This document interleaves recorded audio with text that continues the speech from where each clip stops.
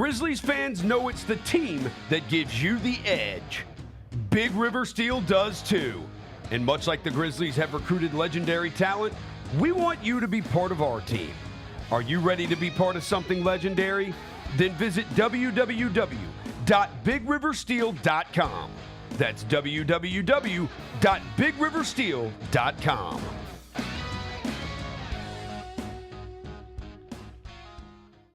The Grizzlies are on their way to a new era, and now's the perfect time to buy in and secure your seat to witness history. With the 2026-27 half-season tickets, you can see the future take shape in real time. With a talented draft class joining our young core and starting this season, half-season ticket holders can own the moments with all new MVP benefit, including inside access to exclusive events, perks that match your passion, and rewards that take your fan experience to the next level. More information, visit grizzlies.com/tickets or just call 901-888-HOOP or grizzlies.com/tickets. Sonic Radio. Welcome back to Sonic RNDIO. That spells radio with me, the CIO. This just in, the new Sonic $1.99 menu lets you build a crave-worthy meal for just $1.99 an item. Whether that's a creamy shake, crispy tots, or a quarter-pound double cheeseburger. This just out. Ostriches. They're mean, not very cute, and in my opinion, way too big for a bird. Don't miss the Sonic Fun 99 menu. 5 items, always $1.99. Live free, eat Sonic. Tax not included. See menu for details. 14 is Texas Tech. Yeah, they don't have who's their quarterback? Will Hammond? Where did he come from? What's his name? It's not Sorsby anymore. You can bet on that. Will Hammond was at Texas Tech? Yeah, he's at Texas. He's just been around. They said, hey, we're getting a degenerate gambler to replace you. And he's like, that's what you think. We're going to find out that Will Hammond turned this guy in. The Chris Vernon Show, live on weekdays at noon on YouTube at Grind City Media and the official Grind City Media app. Whole city turns up. Where the best belong. Level up. Yeah, level up. 901 to the world. Let them know we gotta level up. Yeah, level up. Bluff City show out. Gotta level up. Level up. Yeah, level up. Got soul, got heart, got pride. Gotta level up. Yeah, level up. 901 to the world. Let them know we gotta level up.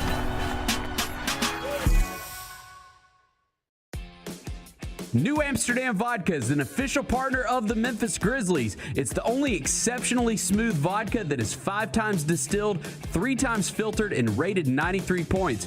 New Amsterdam believes wins big and small become legendary when you celebrate them with your crew. So here's to the blue, white, and gold, the Memphis grit and grind, and reliving winning moments big and small with Tennessee's favorite basketball team. New Amsterdam Vodka. Find your wins.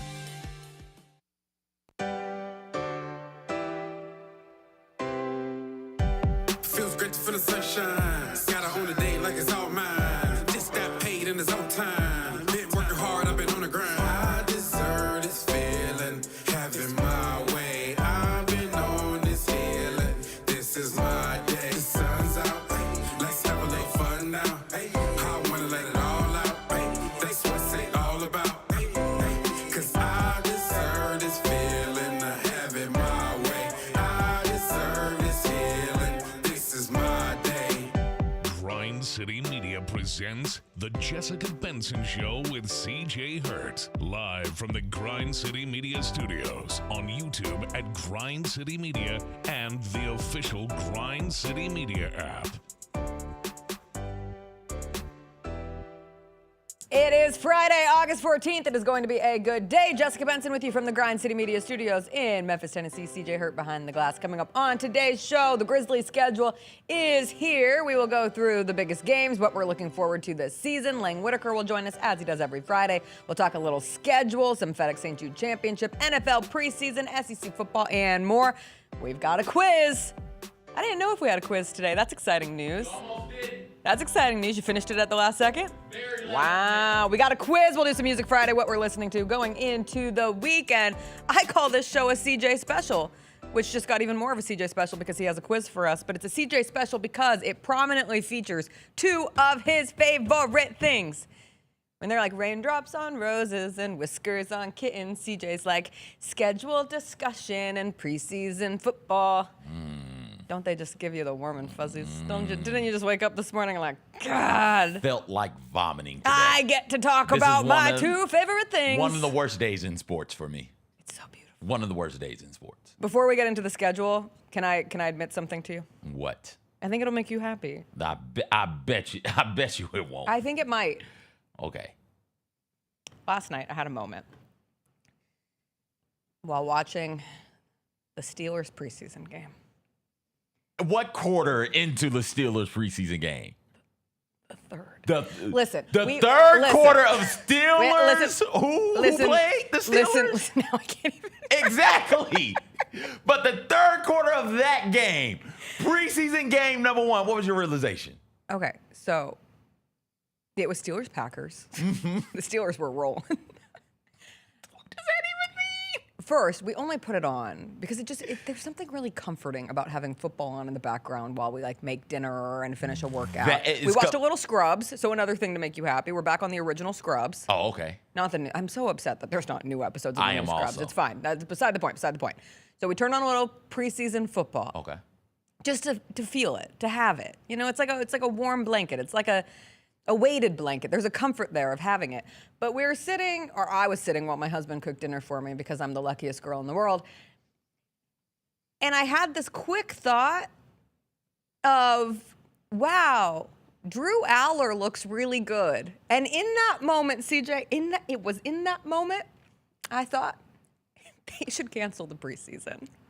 They should get rid of the preseason. Because I cannot be having these thoughts. I need preseason conversion camp. I cannot allow a thought like, oh, Mike Tomlin left Pittsburgh, and what if Drew Allar's the quarterback of the future? That's bad. That's bad. So I wanted you to know that I'm taking a step back from the NFL preseason. How big a step back? Significant. Something's going to happen this weekend, and it's going to be all anybody is talking about, and it's going to suck you back in. Because you just started admitting you have a problem right now. Right. And then I'm very easily brought back because then I'm watching Jeremiyah Love highlights, and I'm like, my God, Jeremiyah Love is the reincarnation of Adrian Peterson. Like, tell me you don't watch a preseason highlight of Jeremiyah Love, and your first thought is, that looks like Adrian Peterson. Yeah, I know. It's a problem. I have a problem. But, like, he runs so angry. I walked in. He runs tall and angry. I don't typically see the 4-letter network. Unless it's a live sporting event, I'm kind of, like, cool on that. Yeah. But to each his own. Everybody watches it. So I'm not yucking the yum. I'm just not watching it. I walk in today, and we have it up on the TV in the mornings. I walk in this morning, it's like, okay, I'm bop about and put my bag down, come in here and get set up for the show. And looked up, and I do believe it was Dan Orlovsky drooling over Drew Allar's performance. I was like, there's no way in hell this can't be life. I felt dirty. You should. I felt like I needed to take a shower. You should have. I swear, it's like those like intrusive thoughts where you're like, oh God, this isn't supposed to be in here. Listen, the biggest overreactions, Drew Allar, future starting quarterback for the Pittsburgh Steelers. Fernando Mendoza looked really good. So did Justin Fields when he played. Remember Justin Fields played that so first I'm trying preseason to game? escape. I'm trying to escape. What's everybody talking about? This game is kind of slow. I'm trying and then proceeded to get his not... block knocked off. And is he starting in the NFL? Where the hell is Justin Fields now? Don't worry about it. That might come up in the quiz. I'm trying to not say things like Fernando Mendoza will be the starter for the Raiders by week 3. I'm trying not to say things like Jeremiyah Love. Jeremiyah Love looks like Adrian Peterson. Although, did you see the Mendoza take isn't a I know, but not egregious but take. not because of his performance in preseason game 1. Hey, listen. Look at this guy. Oh, play action fake. Get down there. Action. Oh, look at that window. Look at the comfort. Look at that window. He hit it 3 in. defenders. Oh, my goodness. Right there. A perfect throw. Oh, got him in the red zone. First touchdown. In a short window. Right between the numbers. Look at that. Look at Fernando Mendoza go. He had a nice scramble. Go ahead, Beach. He looked good. Is that his name, Beach or Beck? Holy shucks. Wait. Beck. Okay. I'm sorry. Mr. Okay. Beck. I thought he had like the nice like pump fake play. Okay. He wasn't perfect. He took a sack on 1st and goal. Stop it. I'm so sorry. Stop it. Get help. Can we show the Jeremiyah Love highlight, though? Please? Oh, God. A last one, and then we'll talk Grizzlies schedule. Oh, look even at this. better. No, let's keep talking Look at this.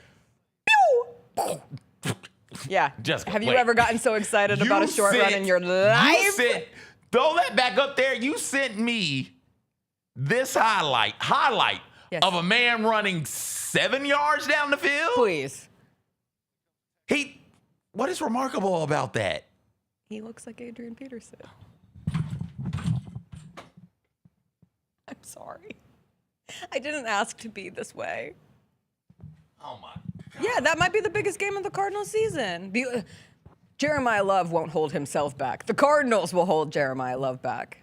Okay. It's okay. He's going to be a top 5 fantasy football running back. Anyway.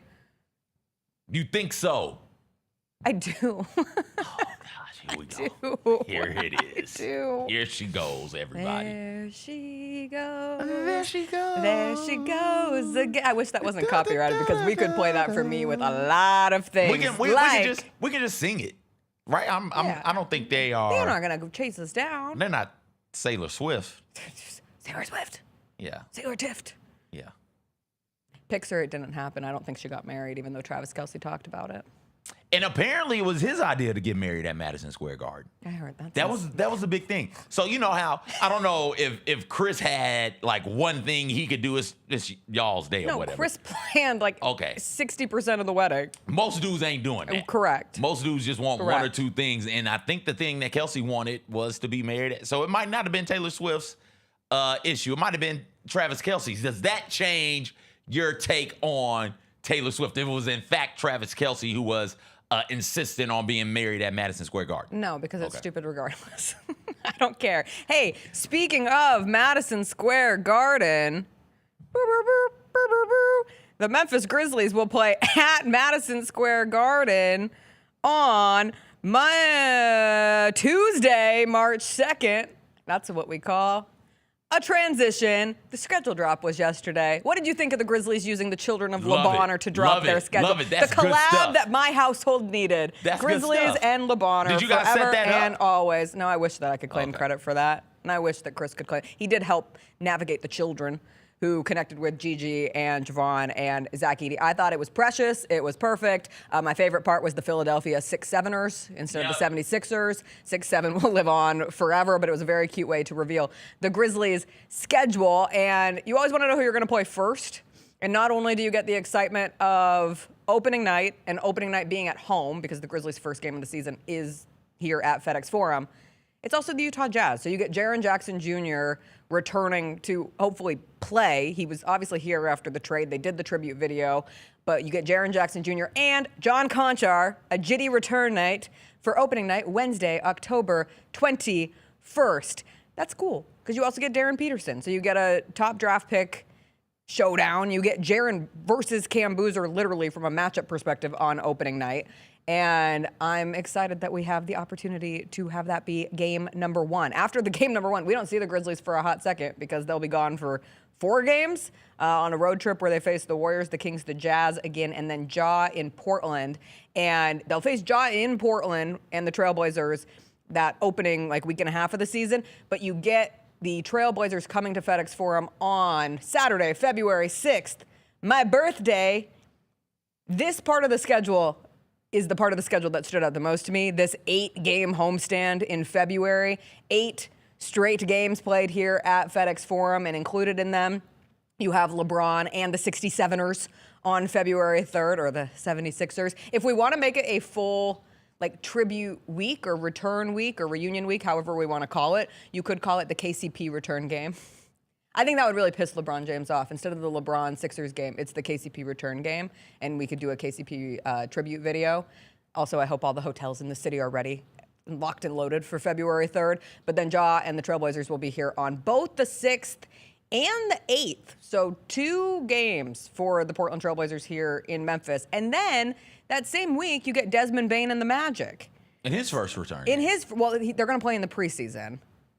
In his first return game. Okay. You hold somebody was like, you have to hold the Desmond Bane tribute video for the regular season, not the preseason, right? And I was like, yes, of course you hold the Desmond Bane tribute video for the regular season. Kind of surprised to hear you say that with how you do things. I'm in conversion therapy for preseason, okay? God. I'm trying not to have feelings for the preseason anymore. I'm working really hard on it. By the time we get to the NBA preseason, I will have made it through the wilderness of the NFL preseason, and hopefully I am better equipped and better prepared to be a little more chill. You won't be. But that stretch of Sixers, Blazers, Magic, the Clippers, the world champion Knicks, and then the Spurs and the Celtics. I told my friends, if you want to know what time of the season I will die this year, it will be that 8-game homestand that ends on February 18th. Luckily, it's right before the All-Star break. I will have my first cold on November 5th. Just write that down. That's a 4-game homestand early on in the season, and that's where it hits. Something for us and for the people.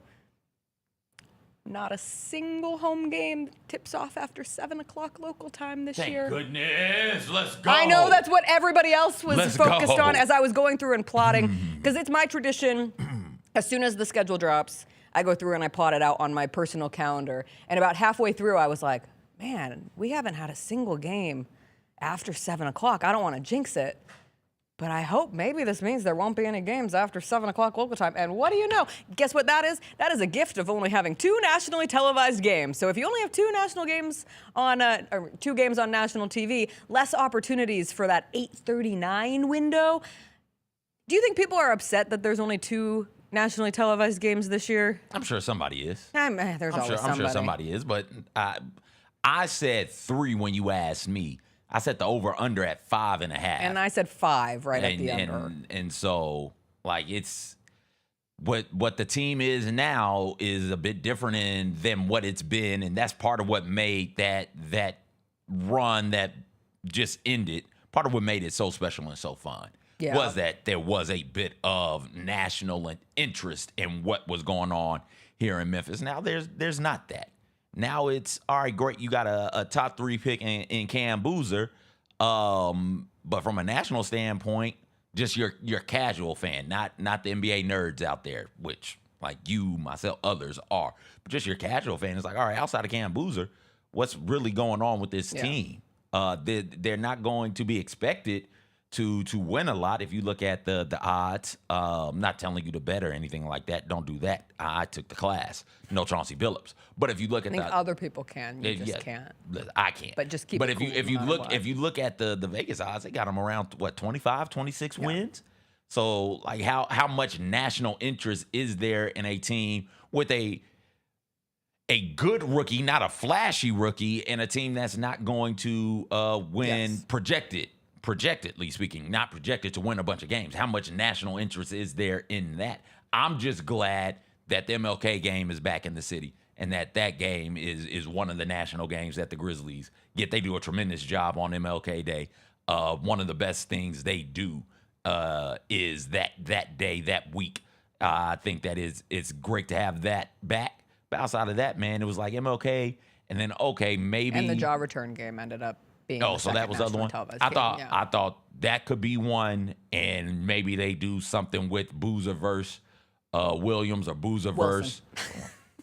We're gonna get it. We're gonna get it. Boozer versus Wilson or Boozer versus Cooper Flag or Devonsta. And you do get 2 games against the Mavs. Honestly, it's almost as if the schedule makers were being nice to former Grizzlies players and giving them some extra time here if they needed it, because Ja having the 2 games here, and we have 2 back-to-back games against, they're not on a back-to-back, but the 2 games in a row against the Mavs here in Memphis, and that will be the Santi Aldama return game. It's going to be tribute video central in Memphis TN. That. Okay.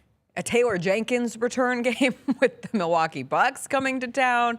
He is over there. But I do think with the rookie battles too, because that was one of the, it turns into after I plot through the schedule, like which players am I really excited to see, and then what matchups am I excited to see? Player-wise, Victor Wembanyama has risen in the ranks. Like I was like, when do the Grizzlies play the Spurs at home? And you get 2 of them, and one of them is in that 8-game road trip. But the first time the Spurs come here is on December 29th, so coming right out of Christmas and sandwiched as one of the home games between Christmas and New Year's, which I think is always fun because there's a lot of people here for the holidays, which creates a good environment. You get the Edie Wemby matchup.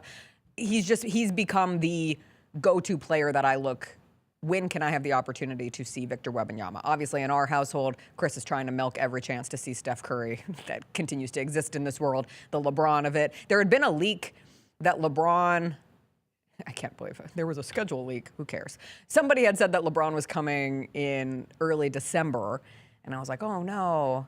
I might have a conflict on that game. And then I was excited that he was coming on. So that still moves you. But then the rookie battles being Caleb Wilson and A.J. DeBonsa specifically, because you get Darren Peterson opening night, they're not till late in the season. So if you're looking for games to flex, I'm not like searching. I'm not saying this I'm searching for the Grizzlies to get more nationally televised opportunities. But if you have a really exciting Rookie of the Year battle going on, or just interesting storylines with those teams, even though it's kind of a bummer that you don't get Grizzlies versus Bulls until, when is that? I wrote it down. March 25th. And then April 7th. I mean, it's the last week of the season for the Wizards to come to town. So those two coming to Memphis, perhaps with a chance late in the season if you're looking for that kind of thing. But a lot of the work will be done under the radar this year. And we'll see where we ultimately get to watch the Grizzlies play their games this season, and it's okay. I don't think, if you had big expectations for the Grizzlies to still get a lot of nationally televised love this year, I have property to sell you somewhere tropical. A timeshare? Why are you playing that music? You don't want to talk about the schedule anymore? You're done? You're scheduled out? I'm done. That's okay. Lang Whitaker's going to come in and we'll talk about the schedule. You know, I'm giving you my all. Preseason football. I'm giving you my all with preseason football and NBA schedule release. You don't have anything else from the preseason? Did you watch the Tony Pollard touchdown? No. I came back in from what I was doing. And he'd already scored. I don't know if he scored or not. I sat down. He was the first score for the Titans. I don't know what quarter it was. I don't know what time it was. I sat down and was on and said, okay, it is my job. Let's watch at least a drive. And I got to about the third play of that. And that's when I texted you and Jacob the picture. Like, yo, I got one more play and I'm out. And after that, I was done. But hey, shout out to the NFL for coming back. Shout out to the broadcast crews. Really good on information there. Like, oh, I could watch this game and get so much information and learn so much about these teams and the NFL season. I just can't. I do genuinely now transfer over into the preseason only matters for the sake of fantasy football drafts, which we got to figure out what day we're drafting. I just got an email from one of my drafts. It's going to conflict. I might have to drop out of a league. So anyway, that's the way it goes. Lang Whitaker is going to join us after a quick break. We'll talk more schedule with him. Please. Games he's looking forward to. Plus, we will name, I loved the LeBonner collab for the Grizzlies, but I thought there was a clear best schedule reveal video from a team yesterday. We'll talk about that and more on the other side. Lesnar says he's really retired this time. We believe this guy. I feel like he pulled my chain last time. I feel like he was pulling my chain. He took his boots off in the rain and walked down. They were like, and Brock Lesnar is retired. Now that I'm thinking through this, because when you said that, you were like, he already did the pump fake on us. So I was like, what do you think? He did put his boots in the middle of the ring. That's why I don't know if I can trust this guy. He might be full of it. I don't know if he's really retiring or not. The Gary Parrish Show, live on weekdays at 10 a.m. on YouTube at Grind City Media and the official Grind City Media app. The heaviest metal credit card of all time. Rumored to be one of only 18 in existence. Plated with the very same tungsten that forged the International Space Station. And wielded at business dinners like a samurai sword. It's a classic corporate power move. But the real power move? Having end-to-end visibility on your most critical shipments. FedEx, the new power move. Kroger shoppers and Grizz fans. Want exclusive last-minute discounted ticket deals texted straight to you? Sign up with the new Kroger Buzzer Beater deal. Fans can sign up by texting Grizz to 636-479 or visit your local Kroger store in the Delta Division and scan the QR code. By signing up, you agree to receive recurring automated promotional and personalized marketing text messages from the Memphis Grizzlies. Consent is not a condition of any purchase. Message frequency varies. Message and data rates may apply. When the arena lights dim for a concert or when the crowd becomes one at a big game, you can almost feel like you're the biggest fan. But who's your biggest fan? It's the person who will get you home safely after a night of drinking. It's a person who looks out for your life to make sure you leave the stadium with someone sober. This could be a designated driver or someone who offers to give you a ride share. Because in Tennessee, fans don't let other fans drive drunk. Brought to you by the Tennessee Highway Safety Office, a division of the Tennessee Department of Safety and Homeland Security. Let's face it, there's a lot of trash talk in basketball, but the great teams let their performance do the talking. Like Ford F-150 with Pro Power on board, a class-exclusive industry-first feature that turns your truck into a mobile generator and leaves the competition speechless. Ford F-150, official truck of the Grizzlies. Greatness starts here at your Mid-South Ford dealer. Class is full-size pickups under 8,500 pounds, GBWR. Stop it, bro. You ain't never had to check nobody. They started right there. That's and crazy. that is a real hat. I got that hat from the Hall of Fame of Memphis, Tennessee, man. Yeah, a little move from 520. I talking about I had a plain black hat on. He was saying something like They said you had a gas station They said you had a gas station hat on, bro. Hey, it's at a Q-Mart. You can get the 2 wings if you wanted to. For $6.99, bro. Come on now. The Chris Vernon Show, live on weekdays at noon on YouTube at Grind City Media and the official Grind City Media app. Each challenge is unique, so each game plan is customized to identify opportunity and the path to victory. It's true in basketball, it's true in banking. Grizzlies Checking from Pinnacle with personalized planning and advice. Play hard, bank easy. Open a Grizzlies checking account with at least $100 and a recurring direct deposit by May 30th, and you could receive a $200 direct deposit bonus into your account. Details at grizzliesbanking.com. Member FDIC.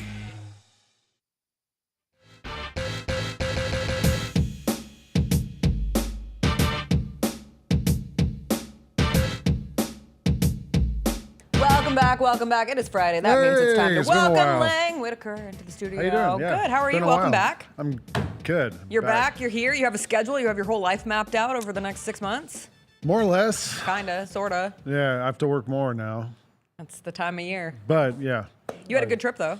Yeah, Disney World, Miami for a few days. My wife's got a lot of family there and friends, so we were there for a while. Then she had to work, so I was like, well, if you're going to work from the hotel room, let's just go to Disney World, and my son and I can do that. So we did that for a couple of days, which is great. 4 parks one day. We did it. You have done it. We did it, yeah. What do you think? I've done it a few times. I really enjoy doing I Disney don't think it was that as way. hard as it seems. Like, it seems No. more daunting, especially because they're so good at the, like, moving you between parks and Yeah. stuff. Like, Yeah. you know. We thought it was going to take all day. We were done by like dinner time. Oh, wow, good. But Disney World opened at 7:30 that day. So you were able to knock We got out there some stuff super pretty early. We Weekday? were done by 10. Yeah, it was Friday. Yeah. Yeah.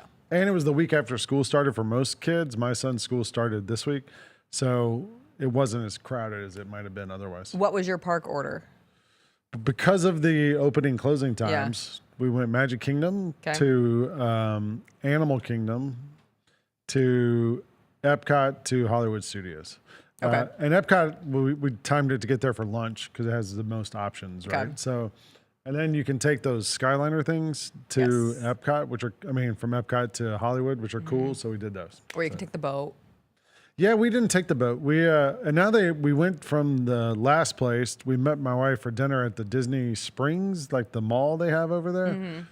But they don't have buses that go from the parks to the mall anymore because I guess they're trying to keep the attendance down a little bit.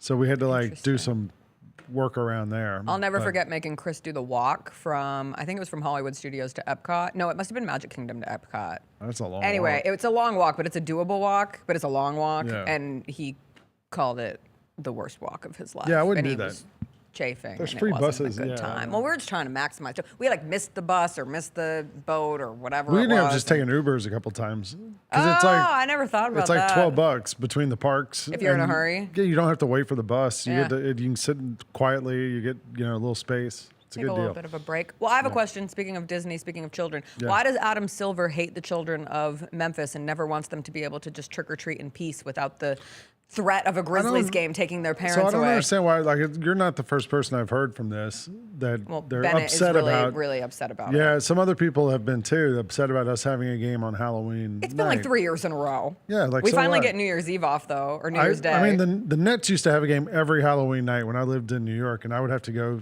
because that was when the season started, Halloween. Yeah. Before they like extended it a little bit to give you a little more breathing room. And so that was like just the start of the season was Halloween. So to me, it's like all right, cool. Duh. I'm not trick or treating. You don't have kids. Like, what are you gonna No. do? Why are Nothing. you upset about it?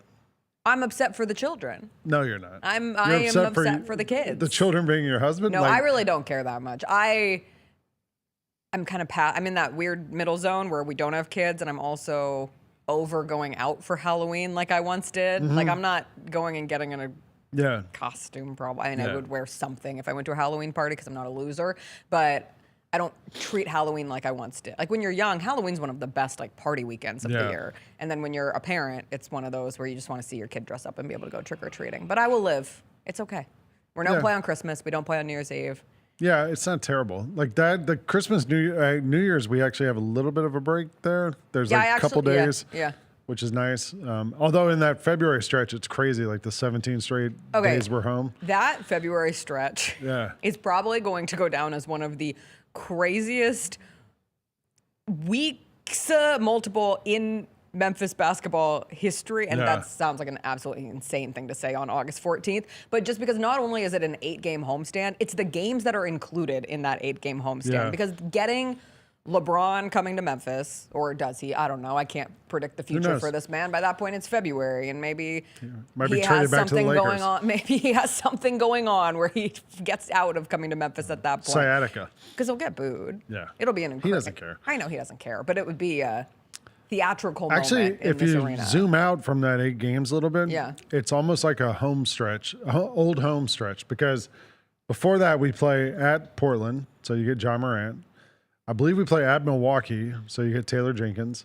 You come back here, Philadelphia. No, you play at Utah. At Utah, so and Jaren, then at Milwaukee. At Milwaukee. Yes. Then you come here, Jaws here. Oh, it's an insane reunion stretch. Philadelphia's here, which means Kentavious Caldwell-Pope. I said we should call it the KCP return game instead of the LeBron game. And then, like, toward the end of it, Dez is here right after. Dez is here, and then at the end of it, Dallas comes for 2 days, or we go to Dallas or something like that, right? And San Antonio's in it, so you get Bismack Biyombo. Oh, of course, the Bismack There's Biyombo a whole stretch return of like game. How did I Grizzly forget connections. the Bismack Biyombo return game? Hey, how about the Clippers are in there, which means Chris Dunn, former Grizzlies guard who got cut in training camp a couple of years ago. That's true. Yeah, so there's connections all the way through that stretch in the middle of February is going to be a busy month.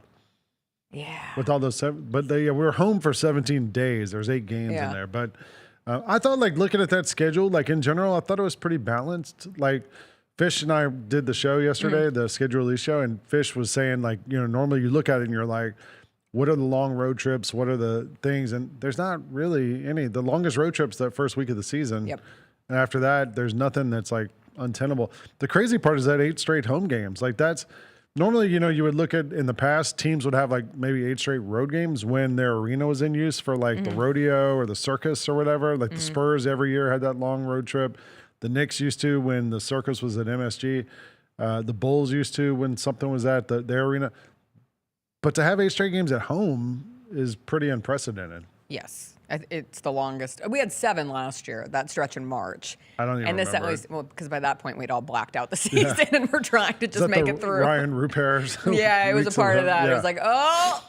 Yeah, That was ball, triple Tyler double. Burton had the big 3-point barrage against the Celtics, I think it was. Okay. That's where we're at this point. This at least comes in February, and it butts up to the All-Star break, which I think is good. Yeah. Because this team is young. And so in terms of the adaptability of what an NBA season is like, whether even someone like Cedric Coward, who plays last year, but does not play nearly the amount of games that will be required of him moving forward because he was too good to play in a lot of those down the stretch. So you have like an 8-game homestand, then having an opportunity to have the All-Star break and have a reset and a recalibration for everyone will be good. Were there any other games that really stuck out to you?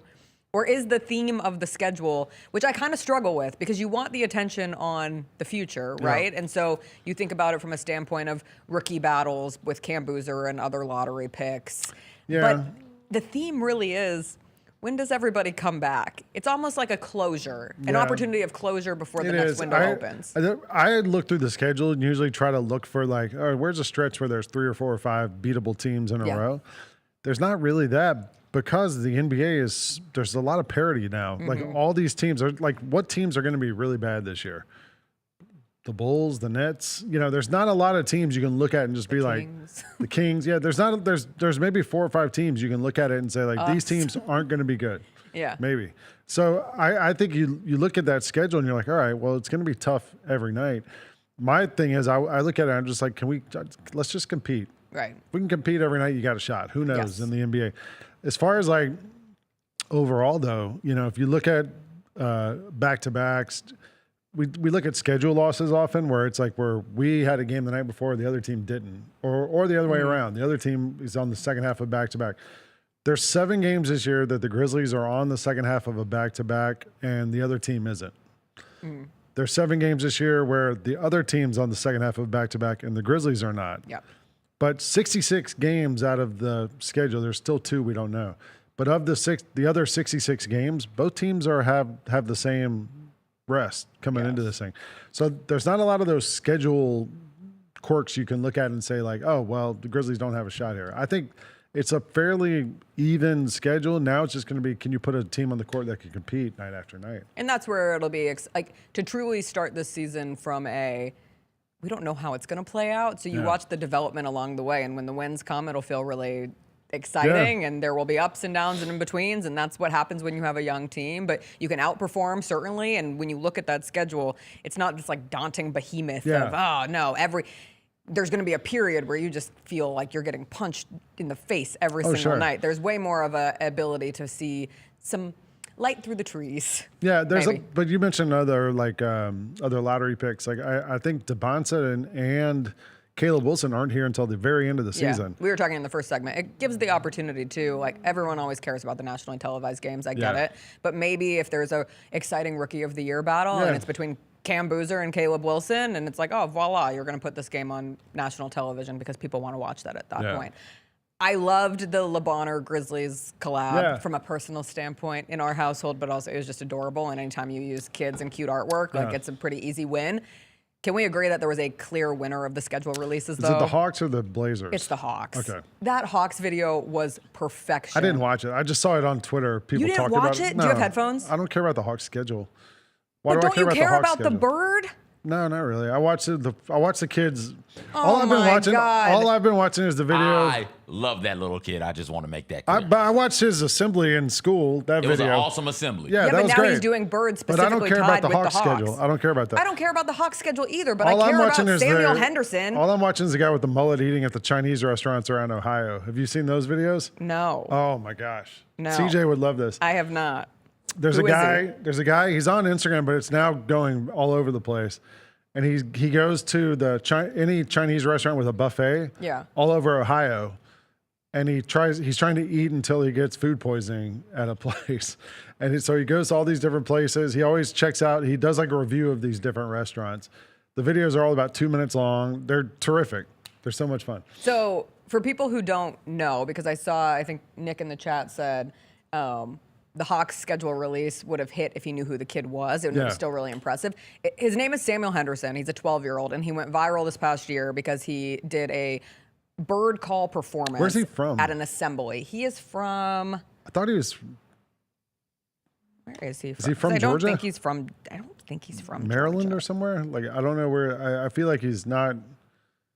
It's just but he's from Oklahoma. He's from Oklahoma. That's where... But because you're the Hawks, you are a bird, and he can do the hawk call. And I swear, they should make the Samuel Henderson hawk call that he does at both the beginning and the end of the video. That should be a sound that they use in the arena, and I hope he is compensated for it eventually. He needs to trademark it. He's so talented. We have the video. If we can turn the volume on so Lang can hear it in its entirety. I don't need to hear it. I swear, this was such a good schedule release. Take a listen. Hi, my name's Samuel Henderson, and I do bird calls. The Hawks schedule just dropped today, so I'm going to do their opponents as birds. The rock pigeon. Bald eagle.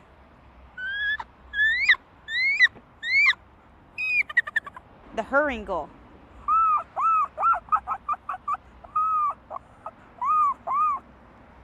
American crow.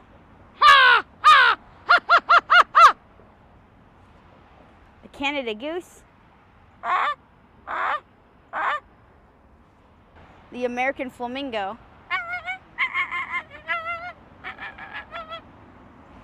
The common loon.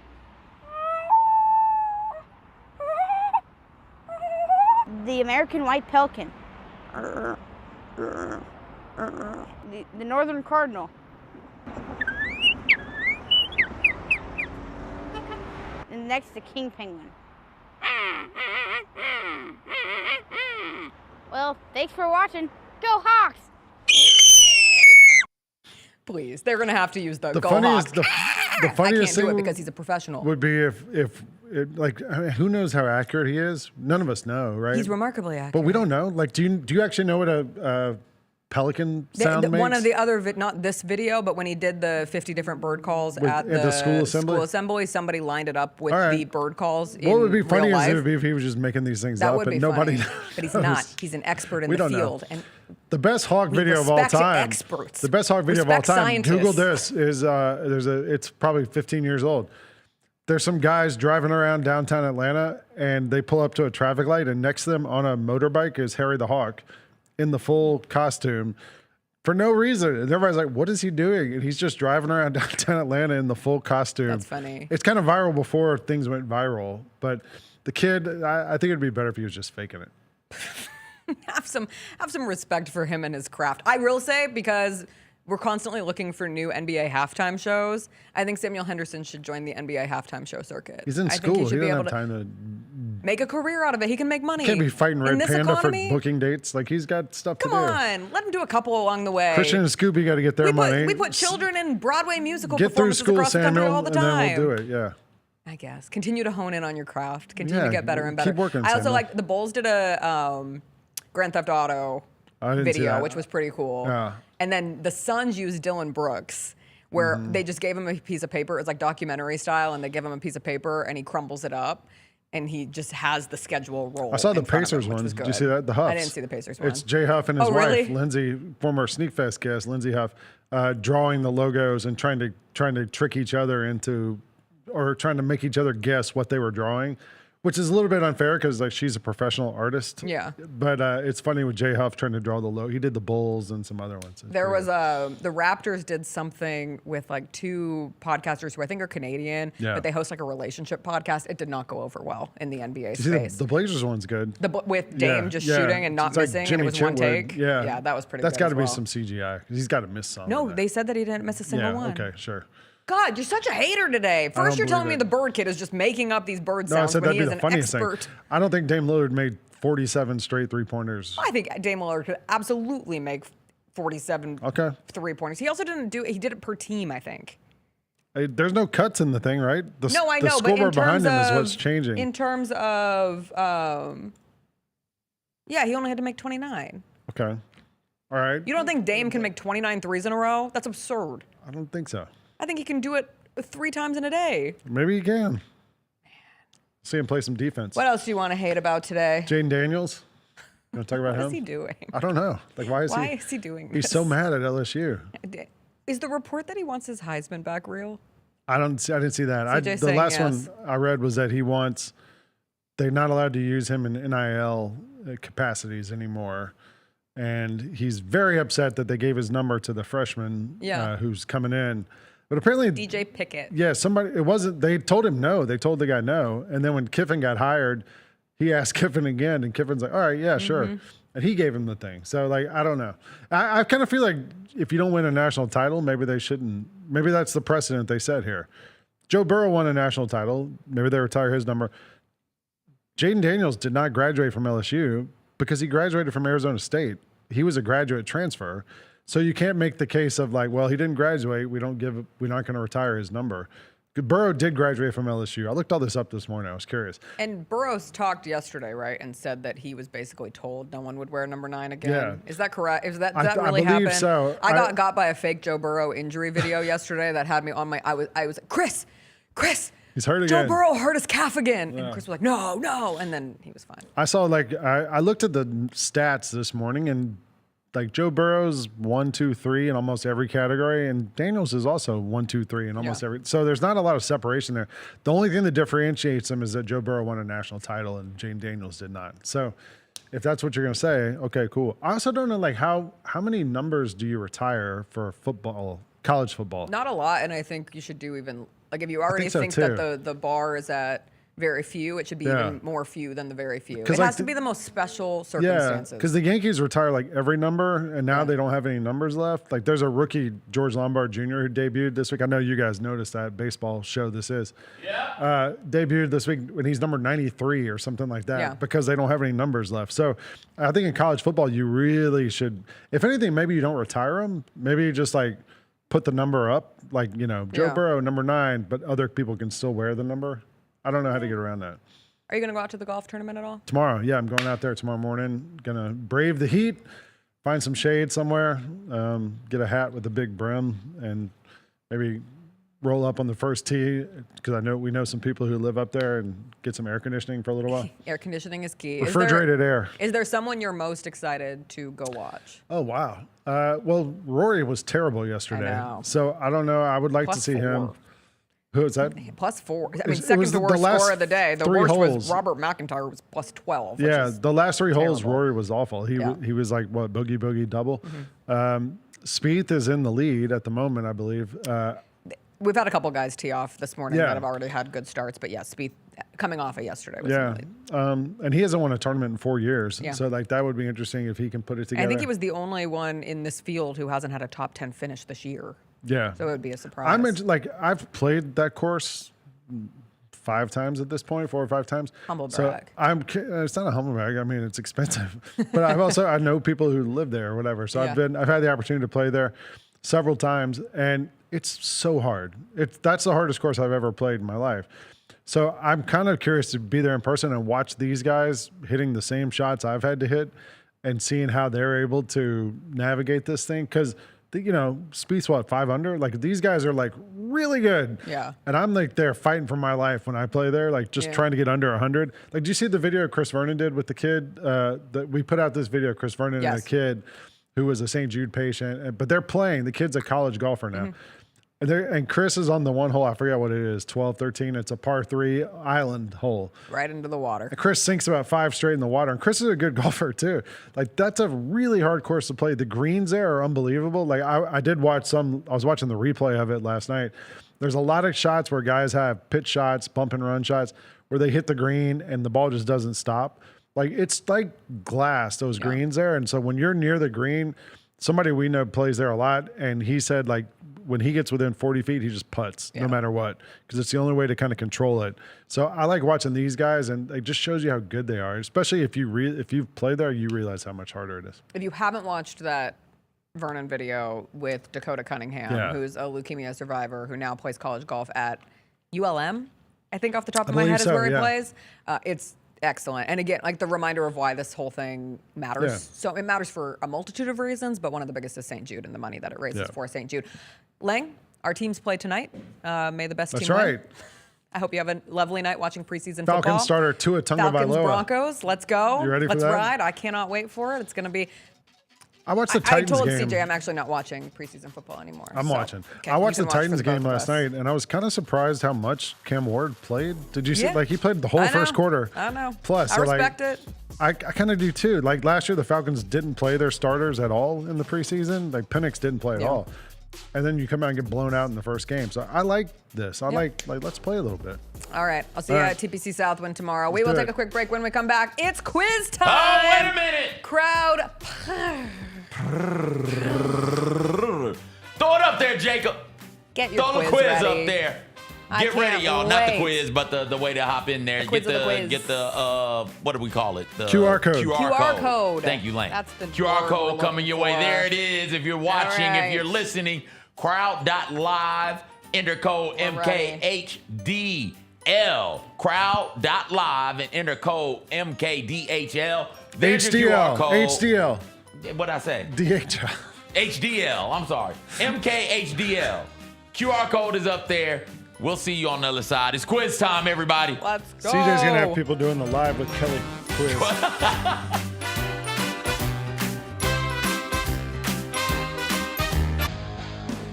Grizzlies fans know it's the team that gives you the edge. Big River Steel does too. And much like the Grizzlies have recruited legendary talent, we want you to be part of our team. Are you ready to be part of something legendary? Then visit www.bigriversteel.com. That's www.bigriversteel.com.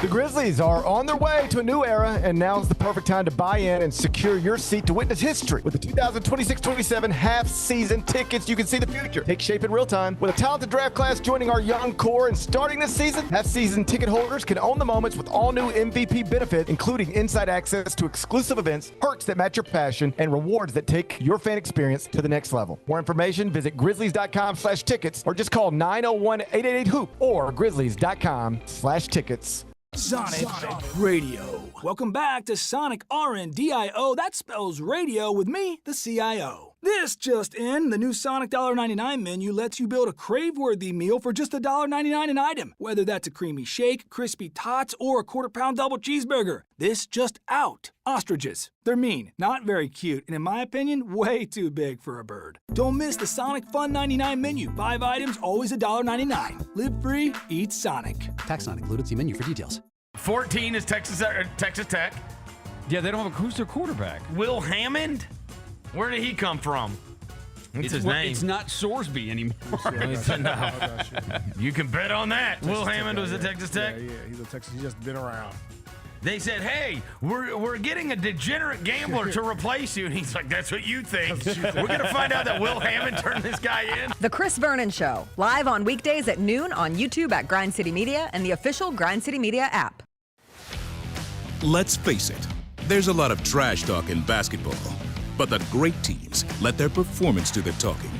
Like Ford F-150 with Pro Power on board. A class-exclusive industry-first feature that turns your truck into a mobile generator and leaves the competition speechless. Ford F-150, official truck of the Grizzlies. Greatness starts here at your Mid-South Ford dealer. Class is full-size pickups under 8,500 pounds, GVWR. New Amsterdam Vodka is an official partner of the Memphis Grizzlies. It's the only exceptionally smooth vodka that is 5 times distilled, 3 times filtered, and rated 93 points. New Amsterdam believes wins big and small become legendary when you celebrate them with your crew. So here's to the blue, white, and gold, the Memphis grit and grind, and reliving winning moments big and small with Tennessee's favorite basketball team. New Amsterdam Vodka. Find your wins. You might have seen there was a picture that circulated of Travis Kelce where he looked, a little bigger than normal. But here's an actual picture that an actual reporter took at camp yesterday. That's Travis Kelce walking around training camp yesterday. Does that look like a dad bod to you? Oh, looks like a man in football shape to me. If that's a dad bod, buddy, I wouldn't mind having one of them. The Gary Parrish Show, live on weekdays at 10 a.m. on YouTube at Grind City Media and the official Grind City Media app.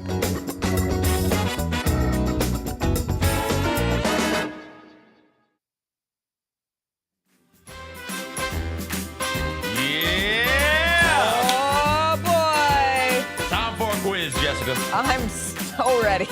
Up there, you see it. Right. QR code is still up. Still waiting on a couple people to join. Crowd.live. MKHDL. Crowd. I bet Samuel does a great cat impression too. You think so? I don't know. I don't know if he has a diversified portfolio yet. The quiz. I don't know if you guys can see it up at the top. The title. NFL edition. Where is he now? Oh, where is he now? I can't. NFL edition. Wait to find out what players.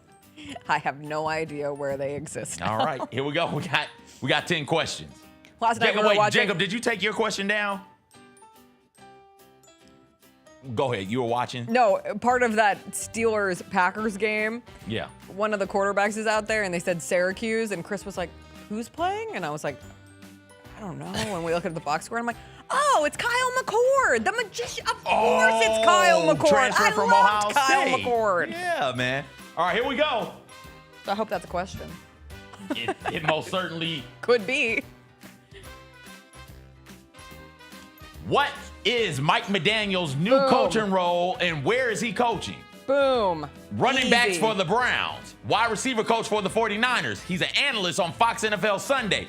Offensive coordinator for the Chargers, or You're trying to get none me of the comfortable. above. You're trying to get me too comfortable. Listen, man. Because you know I care deeply. These might be really, really easy. You All know of them, I care honestly. deeply about this. All right. Mike McDaniels. will Most lead of the people Justin got it Herbert right. to the promised land. Offensive coordinator for the Chargers. We did talk about it like last week, so We if did. people actually pay attention, We did. which And- is not always guaranteed. And it's one of those things that everybody's sort of talking about, like pointing Yeah. to, all right, Jim Harbaugh's there. Sure.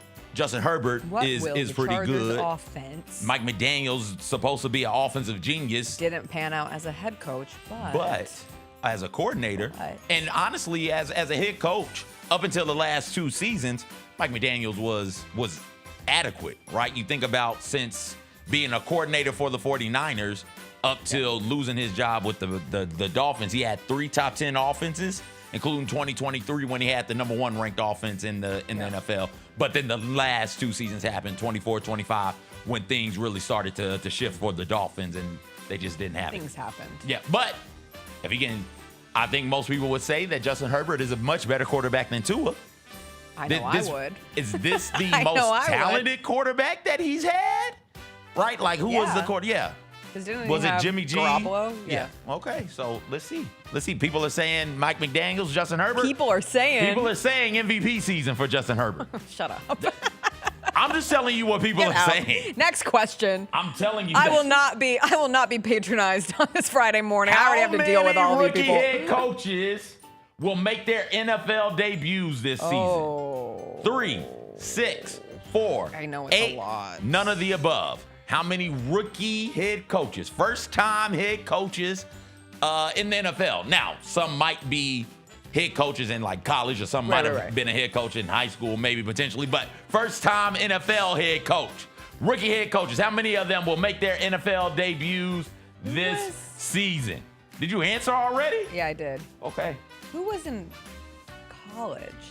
Which of those guys was a college coach? The correct answer is 6. Oh. Clint Kubiak, Raiders. Jesse Minter, Ravens. Joe Brady with the Bills. Todd Monken, who's been around Yeah, I was gonna forever say. with the Browns.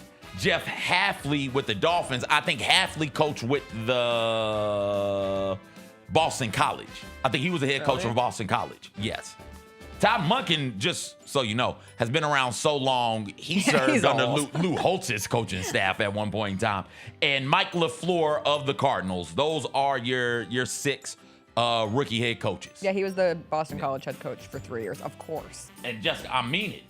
People are saying Justin Herbert for MVP. Good. I mean this. Good, and I will be here every step of the way. You should. And I will be the most obnoxious person in your life. Question number 3.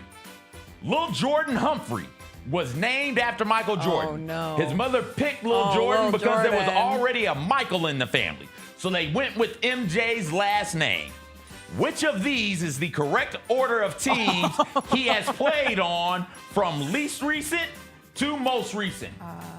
A, Broncos, Cowboys, Patriots. B, Broncos, Giants, Broncos. C, Giants, Seahawks, Dolphins. D, Saints, Colts, Broncos. Or E, none of the above. Yes, what a question. That's a question I'm very, very proud of. As you should be. I am thrilled about this question. All right. I, funny enough, know where he's playing right now. Where's he playing right now? Playing in Denver. He's playing in Denver right now. So where did he play at before Denver? Where did Lil Jordan Humphrey play at before Denver? I think he's been in Denver before. Mm. So I think it's the Denver Giants. I didn't realize he was with the Giants. I think it's Denver Giants. Correct. He started the season on the Giants practice squad. Injuries moved him up. He had a really good game, like week 7 or 8, I can't remember. Played 3 games for the Giants last season. Got moved back to the practice squad. Yeah. The Broncos claimed him from the practice squad, and then he finished the year with the Broncos last season, and he's on You're getting that really staff good at this quiz season. building. It's taking me some time. For you, but it's taking some going time. well. I like it. All right. Question. Oh, do you want his full breakdown? Because I have his full How breakdown. many teams has he been on? Like 6? Saints from 19 to 2021. Patriots 22. Broncos 23, 24. Giants and Broncos again last season. All right, here we go. Guy. What number are we on? 4. 4. Which of these quarterbacks is on the Eagles roster? Oh, we just did this. Is it Tanner McKee, Sam Howell, Cold Payton, A and C, or E? None of the above. Which one of these quarterbacks is currently on the Eagles roster? Tanner McKee, Sam Howell, Cold Payton, D, ANC, or E, none of the above. And we did, that's why this is in here, because we did discuss it. But I can't remember. Want to know what's so funny? What? I don't want to give it away. But, No, I mean, it's done with. Tanner McKee is for sure on it because we talked about it. Mm. I can't remember the North Dakota State guy's name. I feel like you create a player name in Cold Payton, but I think it's right, so I did A and C. Oh, it's just McKee. It's just you McKee. Got me. It's not Cold Payton. It's Cole. It's Cole Payton. Damn it. I was like, surely we would have made a joke if his name was Cold. I should have trusted my instincts. Question number 5. There are several different networks who have the rights to NFL games. Which of these is not the number one broadcast team for their respective network? A, Joe Buck, Troy Aikman, Lisa Salters, and Laura Rutledge. B, there's not an answer there. I don't know why. C, Answer option. Tom Brady, Kevin Burkhardt, Aaron Andrews, and Tom Rinaldi. C, Jim Nantz, Tony Romo, and Tracy Wolfson. Or E, all of the above are number one teams for their networks. All right. No, wait. No, I didn't get my answer in. Jacob, when you hop in and I hop in, we got to pay better attention. Because when you hop in and start doing stuff in the quiz and I hop in and start doing stuff for the quiz, it messes the quiz up. I noticed that this morning. We hadn't talked about it. But, hey, we're still working the kinks out. The correct answer Is D because it's Nance and Watt. and Nance and J.J. Watt Yeah. because of Tony Romo's DUI. So let it be known I would have, Well, you should have did it. because I was like, Tony Romo can't do it. Yeah, Tony Romo is on an indefinite leave. He's not coming back. You don't think so? No. You think Romo's done? Yes. Oh, man. You think somebody else picks him up? Probably. Because do people still think Romo is good? I don't know. I don't Okay. think he's good enough to Got you. keep. Got you. If this I think was he lost his luster. if this was right at the start And of I think Romo's, JJ's really good. okay. I really like JJ. All right. Here we go. Anyway. Okay. Question 6. Quinn Ewers played for Ohio State and Texas in college. He was drafted in the 7th round by the Miami Dolphins. Who does he play for right now? Is he a St. Louis Battlehawk? Does he play for the Atlanta Falcons? Does he play for the Tampa Bay Bucks? Is he a Miami Dolphin? Or is it E, none of the above? Quinn Ewers, people. Who does he play for? Who did he play for? Yeah, man. I remember the hype around Quinn Ewers coming out of high school. I mean, I appreciate the attempt at trickery here, but What do you mean, the attempt? he's been in the league for like 2 years. Correct. Correct. But I still saw that, was like, oh my gosh, Quinn Ewers is still in the league? He's on the Dolphins, everybody. He is Malik Willis's backup. He started a game last year. Yeah. Maybe a couple. Maybe. Still surprised me when I saw that, Jessica, in my extensive research. But yes, I did try and trick you guys. Man, best backup position in the league, getting to back up Malik Willis. You're going to play. Are you going to be good enough to play is the question. But you're definitely going to play. You have your chance. All right. Coming out of Ole Miss, Evan Ingram was an All-American. He is a two-time Pro Bowler in the NFL. Which of these franchises has never had Ingram on their roster? Never had. Jaguars, Broncos, Giants. D, none have had Ingram on their roster. Or E, all have had Ingram on their roster. Remember Evan Ingram, part of those Ole Miss teams. Hopes were real high. Yeah, Evan Ingram a couple of times reached on him way too high in fantasy. Me too. Unfortunately.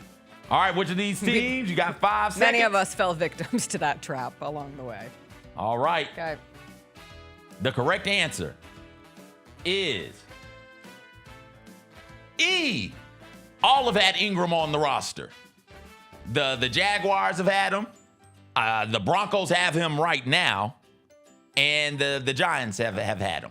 That Broncos receiving core, Jessica. I mean, Jalen Waddle. I mean, Cortland Sutton. I mean, Evan Ingram. If only they had a quarterback. Who? They do have a quarterback. God damn it. No, it was Troy Franklin, and Pat Bryant. They're really excited about Pat Bryant. Yeah. And I do believe... Do not take Cortland Sutton in fantasy football. It's nothing but pain and misery. I do believe Lil Jordan is over there as well. Yes, Lil Jordan's along the line. I think Marvin Mims is still there. All right, we're coming down the stretch here. All right. What we need to figure out, Jacob, production meeting, is how to, at this point, last 3 questions, throw up the scores to really put some pressure on people. it. Yeah. Okay. We'll figure that out for next week, maybe. Jacob's going to do it right now. We got to be able to do it without this popping up. Oh! Jessica leading the way. Antonio and Allen round out the top 3. So close. I have 5 to their 4. Chris Benson is number 4. Is he not playing today? No, he is. He's number 4. He's 4th. He's going to be so pissed if he loses. Chloe is struggling. Struggling is Chloe. It's okay, Chloe. Yeah, Chris, you're going to beat Chris, it looks like. All right, here we go. Ready, number 8? Yes. Let's go. Who does Max Crosby play for as of today? Is it the Las Vegas Raiders, the LA Rams, the LA Chargers, the Baltimore Ravens, or E, none of the above? Quite the offseason. Quite the end of the season. Quite the offseason for Mr. Crosby. Now, we thought it was all but guaranteed. That listen, man. Listen, some interesting stuff has happened. Remember when he showed that he could shoot hoops in And his home gym? Did he dunk? Did he try to dunk? I think he tried to dunk. Okay. Correct answer. I almost forgot about that. He's still with the Raiders. How? We Talk don't about know. a toxic relationship. We don't know. The thing falls apart with the Ravens because they get a equally good pass rusher for significantly less. And then the Raiders just can't move them. Man. All right. Chilling in Vegas. Number 9. All right. Kenneth Walker III won Super Bowl MVP last season for the Seahawks, but now plays for the Chiefs. He is the 4th player to win Super Bowl MVP one year and then play for a different team the following year. Which of these players has won a Super Bowl MVP one year and play for a different team the following season? Desmond Howard, Matthew Stafford, Tom Brady. A and C, or E, all of the above. Again, Kenneth Walker III won Super Bowl MVP last season for the Seahawks, but now plays for the Chiefs. He is the 4th player to win the Super Bowl MVP one year, then play for a different team the following year. Which of these players has won a Super Bowl MVP one year and play for a different team the following season? All right, here we go. Got some discrepancy in this one. Brady didn't win MVP right before he switched teams, Did the Patriots win the Super Bowl and he won MVP before he went to the Bucks? Ew, I just put my face way too Yeah, close to listen, that nasty I bet it microphone. smells nasty too, because that's everybody's Oh my hot God, breath I and hate spit that. on that. I need to go cleanse. All right, correct Okay, answer. Desmond Okay, good. Howard. Okay, I didn't think so. Desmond Howard. Tom Brady's last throw for the Patriots, remember, was against the Titans. It was an interception. That's right. Yeah, so did not get to the Super Bowl. Other players to win Super Bowl MVP and play for Super Bowl MVP one year and play for a different team the next. Desmond Howard did it, obviously, because that's the answer. As a returner, he had 244 all-purpose yards, returner and a receiver for the Packers, en route to winning Super Bowl 31 MVP. And the next season, he went to play for the Raiders. Dexter Jackson had 2 interceptions for the Bucks in Super Bowl 38, and then he went and played for the Cardinals the following season. And Larry Brown for the Dallas Cowboys picked Neil O'Donnell off twice in Super Bowl 30, won Super Bowl MVP, and went from the Cowboys to the Raiders. The Raiders are heavily involved in this because the Super Bowl that Dexter Jackson won was against the Raiders. The chat is out of control. What happened? I won't call out on air because the chat is a sacred place, but one of our regular chat members said, F this, I'm going to go poop. And Alexandra said, the chat has gotten too comfortable. Ain't nothing wrong with pooping. Hey, I appreciate it. We all do it. Who does not watch a podcast while pooping? Great question. Right? Like you're either surfing social media also, or you're what listening a to the world we podcast. live in where you said, who does not watch a podcast? Yes. Man, the evolution of the podcast. Question 10. Okay, last one. Maybe. Maybe. How many different franchises has Tyshawn Raekwon Samuel Sr. played for in the last 3 seasons? Oh. 2, 3, 5. He's been with the 49ers since being drafted, or E, none of the above. That Again, took me a how second. many different franchises has Tyshawn Raekwon Samuel Sr. played for in the last 3 seasons? Is that AKA a Mr. Debo? It is Debo. It is. And it's 2? Correct. It is 2. Commanders and Niners. The Niners. Yeah. So 3 years ago, he was with the 49ers. Last year, he was with the Commanders. This season, he's back with the 49ers. Back at home. Shout out to Tyshawn Raekwon Samuel Sr. It took me a second. Yes. Thankfully, you put he's been with the Niners since being drafted. Yeah. That really that helped. was hey, that's a test taking skill where you find the answer in the answers. Yes. Good. You Good could stuff. you could teach SAT, ACT prep. Oh, I could. What trivia question do you want to ask there's your nothing audience? there. Why did you make it 12 and not 11? Who did Vanderbilt quarterback Diego Pavia find a home with after being cut by the Baltimore Ravens?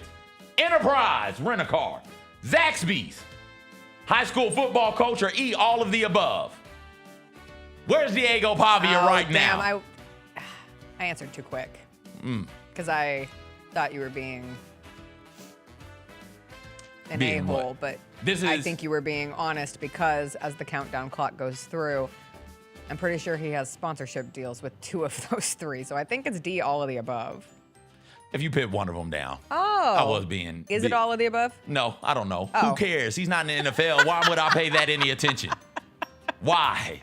Jacob, was there What Jacob, is was Diego there a correct Pavia answer? doing now?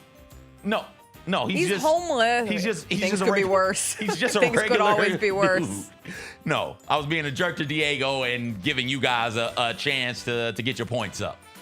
Because I have a good feeling, not to single anybody out, but that Chloe person, probably this is the only question she got right. No, that was nice to give everybody Yeah. one chance Yeah, one chance at a win. All right, here we go.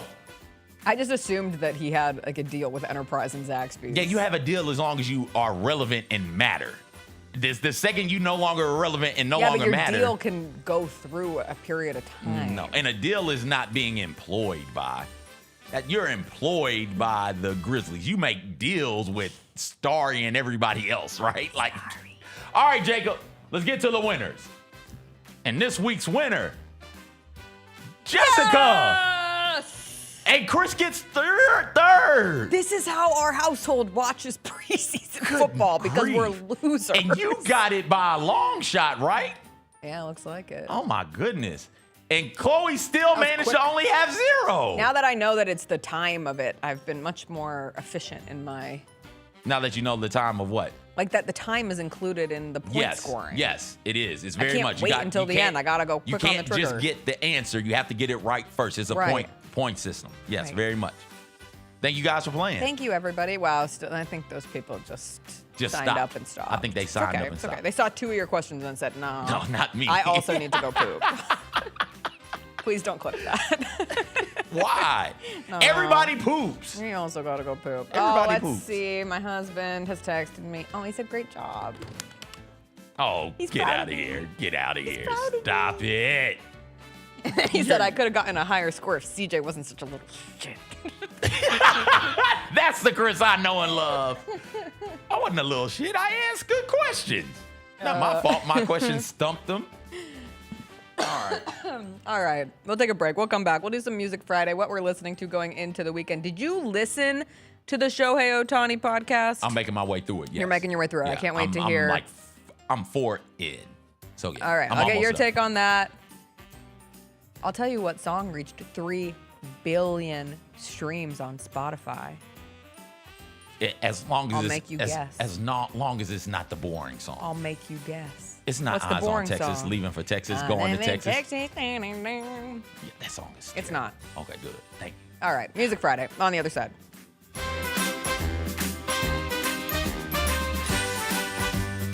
Kroger shoppers and Grizz fans, want exclusive last-minute discounted ticket deals texted straight to you? Sign up with the new Kroger Buzzer Beater deal. Fans can sign up by texting Grizz to 636-479 or visit your local Kroger store in the Delta Division and scan the QR code. By signing up, you agree to receive recurring automated promotional and personalized marketing text messages from the Memphis Grizzlies. Consent is not a condition of any purchase. Message frequency varies. Message and data rates may apply. Whole city turns up.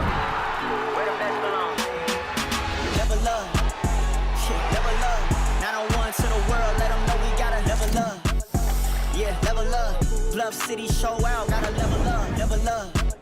Shit, never love. Got soul, got heart, got pride, gotta never love. Yeah, never love. 901 to the world, let them know we gotta never love.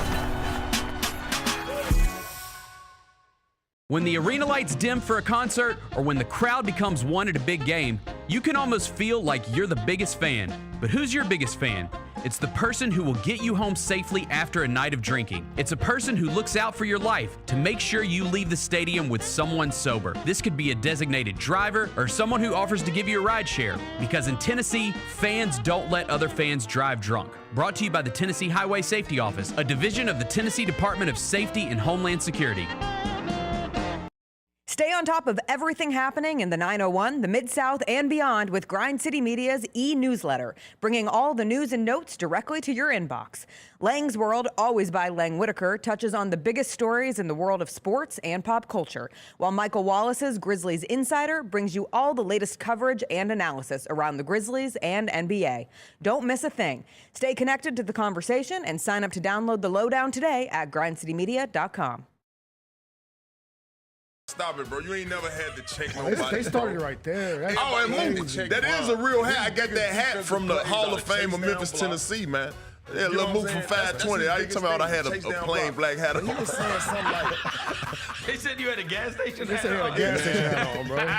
Hey, it's at the Q-Mart. You can get the 2 wings if you wanted to. For $6.99, bro. Come on now. The Chris Vernon Show, live on weekdays at noon on YouTube at Grind City Media and the official Grind City Media app.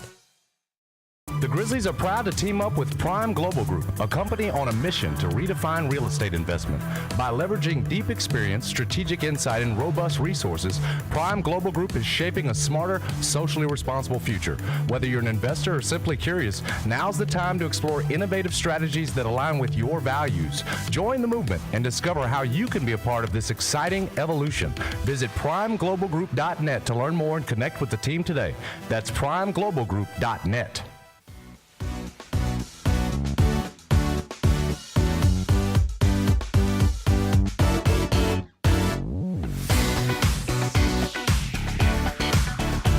Welcome back. Yes, CJ. I see people complaining in the chat. Yeah, people love to complain. It's your show. Now that I'm a winner, people love to. It's your show. She's going to cheat on her show, people. It's not my fault. Sorry, Also, it's like a 3-second heads up. Also, like the question, They're I fast do not. no matter what. I'm a speed reader. I control the timer. So the timer does not start until after I read the question. And you guys got 30 seconds. Y'all got 30 seconds. Read faster. If you're a bad test taker, just say that. Well, it's okay. I can't help that. I was a good test taker. Does that matter in life? Absolutely not. But can it win me these trivia games? Sure. I don't get to flex that very often. You won one, and the other ones you hadn't been that good. Yeah, because now I'm quick on. Well, no, I've won 2 that are involving subjects that I have better knowledge of than others. College football and the NFL. You won 2, and the other ones you didn't do so well at. Yeah, no, the WNBA one for me coming off of a vacation was diabolical because I was not a girl's girl in that moment. Understand? Who's not a team in the Commissioner's Cup? I was like, the Commissioner's Cup is going on? Understand, that's all the SAT is. Yes. Right, that's all the ACT is. That's all Indy standardized test is. Well, how fast can you read this question and get to the answer? Not, oh my God, I remember it. when the like proctor would come to the front of the room and say you had so much time left. ACT, for whatever reason, was far easier for me than the SAT. And ACT, I had no issue making it through at the time. But the SAT person came up, and I was like, I'm not going to finish this. I'm not going to finish. C. Certainly half of these have to be C. And then we continue onward. All right, what song reached 3 billion streams on Spotify? Any guesses? All I Want for Christmas Is You. No, but that's a great guess. Beat It. No, but that's a great guess. I bet those have. This is a new song that has hit 3 billion. That has freshly hit 3 billion. Old Town Road. It is the Clean Baby Sleep White Noise Loopable. What is that? Just white noise. Okay. That It reached 3 billion streams. That doesn't count.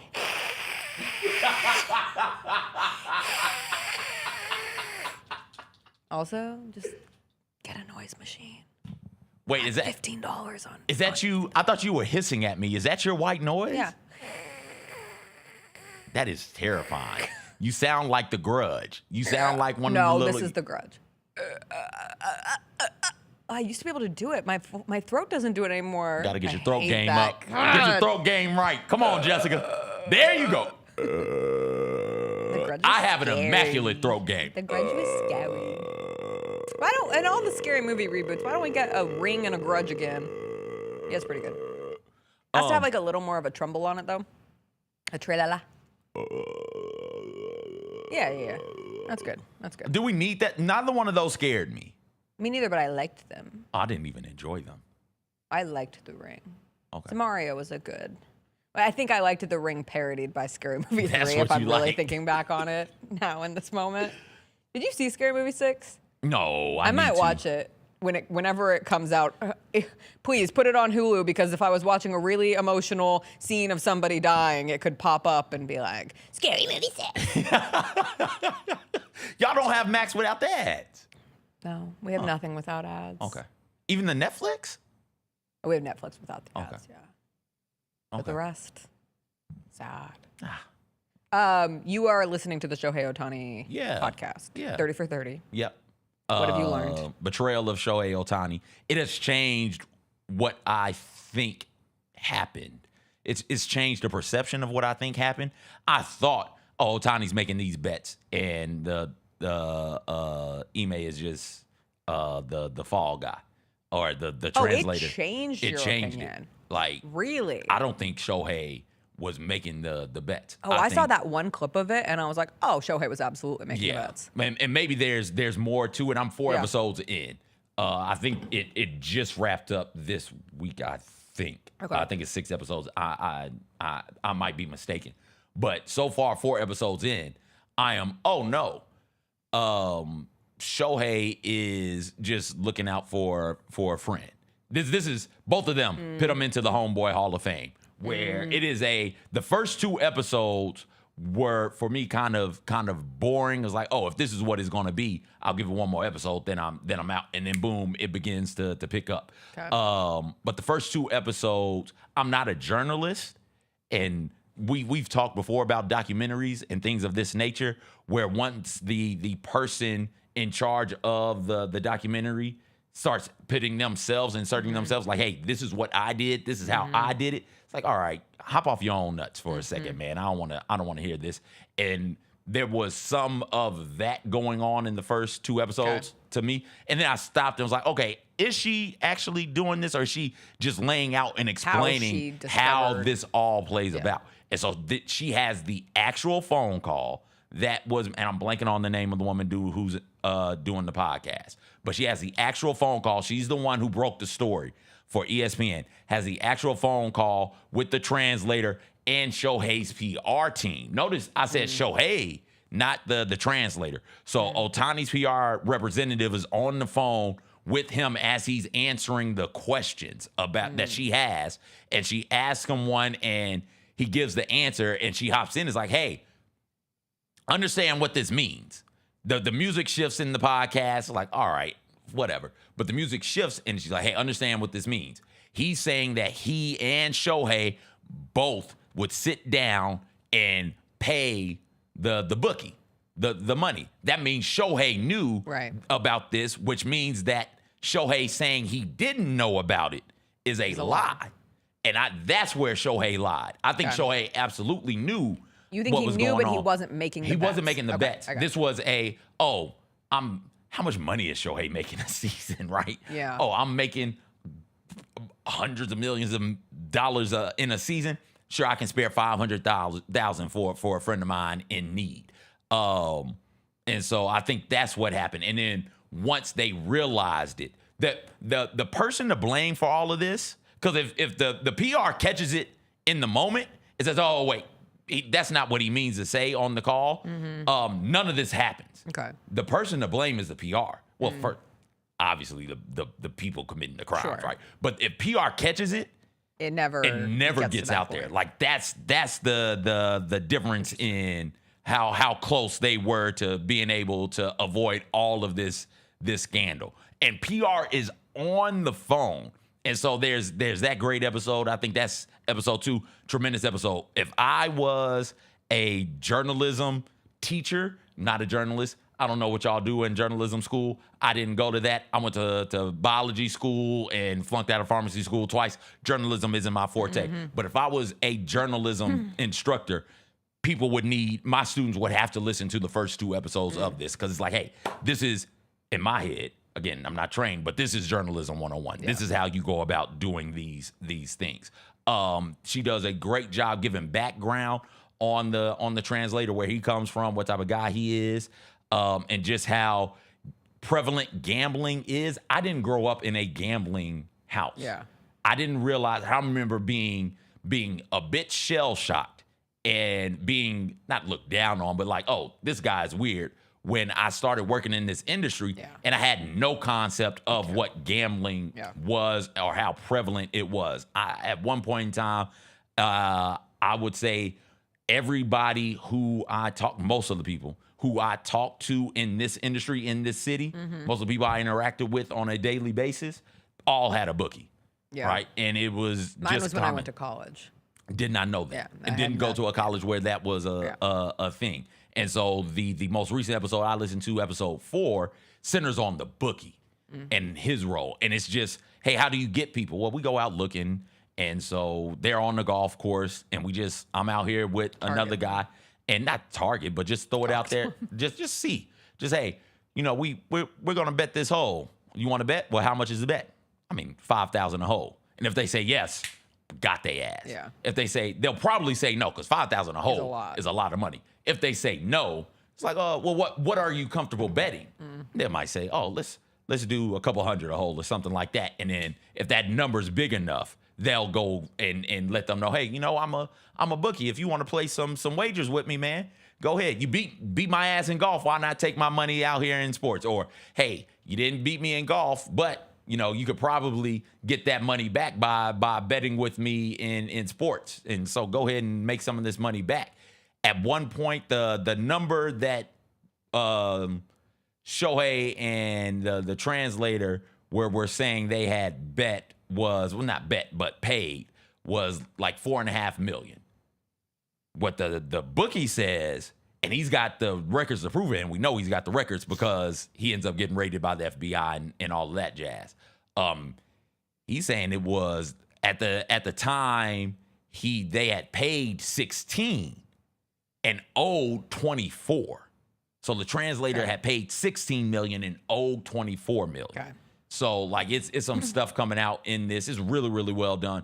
Really good. I don't want to give too much away because I think that you guys would enjoy watching it. Not watching it, but listening to it. And I could be wrong because I told you guys to watch Bookie and you guys didn't watch Bookie, and now Bookie is canceled. Tough. But this is a season of Bookie. This is what this is. So she's like, yeah, people were nervous about me coming out here talking to you bookies. And he was like, yeah, you shouldn't be eating all this, no money, blah, blah, woo, woo, woo. And she's like, yeah, well, they say y'all rough people up. I was like, well, it's more intimidation. We'll show up at 11 o'clock at night and threaten your family and your hold family. you over an open body of water from the top of a bridge. But it's not even that. It's not even that. It's, hey, we got pictures of your wife walking the dog. Yeah. Do you want to talk to us right now? Because she's right here. We can go talk to her. Like it's that type of stuff. At one point in that episode, she goes, so the translator is avoiding the bookie. The bookie's like, hey, I just got raided by the FBI. I got to make this money, which you can't do that, right? Once they get you, you can no longer collect. But he's got to collect because he owes people money. Like, I got to collect. He may owes me close to $20-something million. Let me go holler at him. And phone calls aren't being returned. Yeah. And so he has a buddy who sees Shohei and takes a picture, sends it to him. He texts the translator like, hey, check this out. You can talk to me or I can go talk to Shohei and see what's up. And immediately he gets the phone call. So he tells that story and she goes, okay, so after you threatened, after you had to make that threat, he's like, oh, wait. I didn't threaten anybody. I just asked him a question. It's like, oh, you're a bookie. You're a bookie. The way you go about laundering the money, using the casinos to launder the money, is pretty interesting. It's great. It's 4 episodes in. Really enjoy it. I will check it out. I saw one of the bleakest stories that I saw this week, which, when you say, what's the bleakest thing you saw this week? There's always a lot of things to fill it in with. But this one was a story from Betterment, or it was a poll from Betterment, which is a wealth management firm. And they said that Gen Z is moving money from stocks to sports betting in their wealth plans. Like 52% of Gen Zers who are using their product have redirected their investment funds to sports betting. And then a quarter of them treat sports betting as a deliberate part of their long-term financial plan. And I just said, oy, oy, oy, oy, oy. Also, the reporter is Tisha Thompson, longtime ESPN investigative reporter. Great job. Who does incredible Great job work. breaking this story and a great job of doing this podcast explaining. What I'm listening to going into the weekend, the new Phoebe Bridgers album dropped this morning. I listened to a little bit of it coming in. I've gotten sucked back into the John Batiste Black Mozart album. He dropped... It shows that it's a new album, but I think it's the same as the other one. But now there's his twist on the song, plus an interpretation of like the original version of the Mozart song. So that's just been a nice chill thing to be listening to. Jacob got me really turned on to this Ukrainian pop star, Adela. And I think everybody should be listening to Adela because she is phenomenal. She has this song called Ain't in LA. And it is... The only way I can describe it is it feels like 2008 pop music that I listened to in like middle of my high school experience going into college. Like it's a little gritty, but it's just very poppy. I want to dance to this in a club with all of my friends, or more appropriately, like I want to listen to this in a basement with my friends while having sips of Burnett's. Is how it felt, but that is it. I also stumbled on the D23 is going on, that Disney exposition that they do, or Disney Expo that they do. They did a princess concert last night, and next thing I knew, I was watching Brandy and Lea Salonga sing A Whole New World together, and then that went to Jodie Benson and Halle Bailey doing Part of Your World. So it's just like a lot of duets. Anika Noni Rose was there doing Almost There. There's solos and duets. Anyway, it was kind of an enjoyable thing to just casually watch as I was getting ready for work this morning, or listen to while I was getting ready for work this morning. But other than that, not listening to a whole lot. I'll say it right at the end, I finally kind of got sucked into the Lindsay Clancy trial, so I've been... It's the woman who killed her kids. It's overtaken the women of this country. Oh, my wife has very strong. She yelled at me about it. I held out for a minute, and then suddenly I realized it's not going away, and I did some catch up. My husband knew more about it. He works with a lot of women, and so he had gotten it from them, and then I was trying to figure out how much of what he was saying was conjecture versus what has actually happened in this trial that I have somehow avoided. It's really depressing. So there's your depressing note going into the weekend. How would you end the show on? Everybody have a great Friday. We'll see. I'm going to go out to TPC Southwind tomorrow. I'm going to brave the heat. It'll be a good time. And yeah, we'll see you on Monday. And I will only watch minimal preseason NFL action over the weekend. Just that fast. We have Fever Wings tonight. Just that That's fast. It went from you telling Lang you're not watching preseason football to now you're watching minimum preseason football. Yeah, but like I have to take in some for fantasy football purposes. Okay. All right. I'm an owner of a team. You got it. I have to scout. Go ahead. Please. That would be like a derelict use of my duties if I didn't watch any preseason football. Anyway, everyone have a wonderful weekend.